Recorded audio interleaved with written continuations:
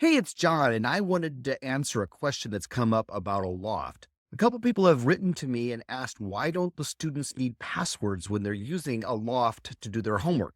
That's a great question. It might not be obvious what the design philosophy is here. Just so that we can review, the way that you send out an assignment to the students is that you post a link that ALOFT provides. So, for example, here on my Calc 2 class that I'm teaching this semester, when we did section 3.2, there's just a link. Now, of course, to get to where this link is, like on Google Classroom, the students have already provided some kind of credentials. Or perhaps you're just emailing them the link. Well, they had to provide credentials to get to the link. So they're only seeing it if they're in that class. Secondly, you're right. Once they follow that link, there is no way to control that the student who is LW doesn't go and do somebody else's homework. That's true. But there's actually a couple reasons why that wouldn't happen.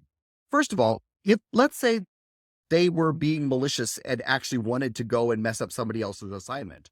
Well, the truth of the matter is, if LW wants to go do GW's assignment, well, and just go like put in bad numbers and get a low grade, what'll it matter? That the ALOFT system will only keep the best grade that student gets. When GW goes back in and does their work, only the best grades are going to be the ones that get recorded anyway. And so the fact that somebody went in and just did some guessing or getting some deliberate zeros on some of the assignments will have absolutely no impact whatsoever. It won't affect anything for that student that somebody else went in and tried to guess on their name. Now, another question is, well, what would keep GW from just asking LW to do his homework for him? If this student wanted to, what's keeping LW once she's in to just go over here to GW and do the work for him? And how do you know that GW did his own work? And the answer is, how do you know now? I mean, when people's students work on paper, how do you know that that's the right student did the work? Whether somebody else did the work for them or whether somebody helped them through it every step of the way and they copied the answers fresh, you don't know that anyway. This is no less secure than what you're doing now.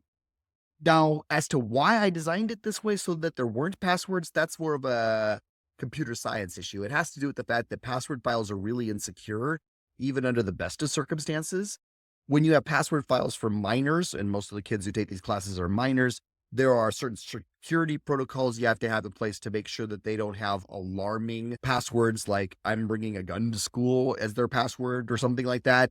If you do have a data breach, kids are really stupid about passwords, and they probably have the same password on many sites. There's a lot of computer science reasons why you really don't want minors to have passwords more than they do already.